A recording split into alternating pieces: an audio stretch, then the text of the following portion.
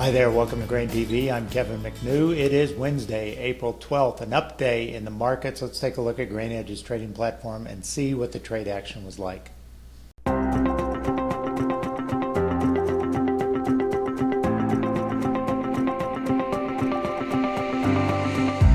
Tuesday night saw soybeans continue its recovery, with nighttime trade action moving the May contract all the way to $9.49. By the opening bell this morning, soybeans had paired those gains, but found modest buying to push it back to the $9.47 area. For most of the day, that's where soybeans held stable, but corn continued to inch higher, at one point trading as high as $371.5. With the last 20 minutes of trading, corn slipped off its highs, as did soybeans. On the close, corn was up 2.5, soybeans were up 8 3/4, and Chicago wheat was unchanged on the day.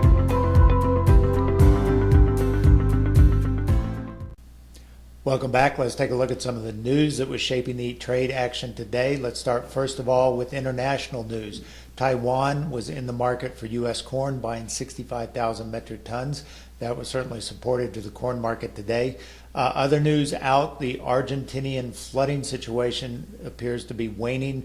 We're looking at forecasts that show a much drier situation than has been the case over the last few weeks, which sort of takes the pressure off the concern going on there, with only 6% of the soybean crop harvested.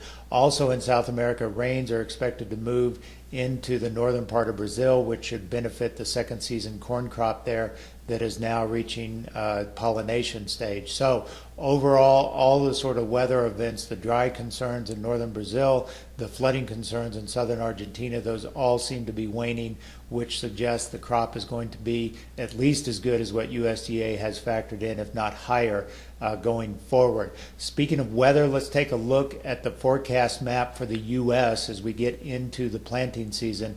And in particular, over the next 9 days, we expect to see heavy rains in the western corn belt, especially in that Iowa, Illinois area, where they are looking for anywhere from 3 to 5 inches of rain along the Mississippi River. Now, that has two major market implications. First of all, the obvious one is a delay to planting, which is favorable for corn pricing and negative for soybean pricing. But the second factor is the negative impact it might have on basis along these river terminals. So we have seen basis in that upper Mississippi region start to improve here of late, up about 5 cents on corn along that Davenport, Iowa stretch. So if you are a farmer looking to sell corn in the next few weeks, you may want to get it done sooner rather than later, because a flooding situation where we already have very high saturated soils, we already have rivers that are at high levels, could cause basis levels to really erode sharply if we see some serious flooding at the end of this month.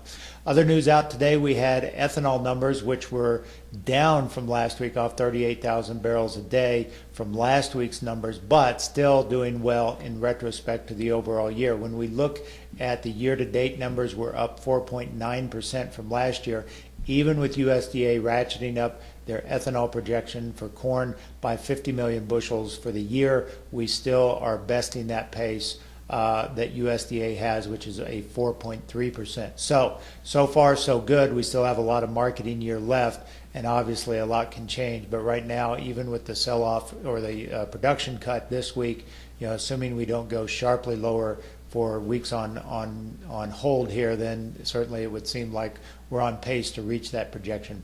Speaking of corn, let's take a look at the May corn contract. We flirted above 370 for a brief time period before closing below that, but we're sort of setting the stage for breaking through this 372 mark that has served as a high water mark here, or overhead resistance, for the last few weeks. So watch that 372 mark on May corn. If we can bust above that, then that sets the stage for maybe going up and retesting the highs set back in January and February around the 387 mark.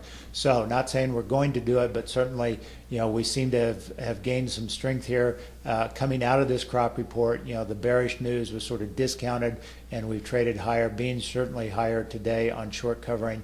So there may be some follow-through momentum to take out that 372 mark and continue to move higher. As always, if you'd like to learn more about how we can help you in your own grain trading situation, including lowering your brokerage cost to only $7 a side, visit us online at grainhedge.com. Have a great day. We'll talk to you tomorrow.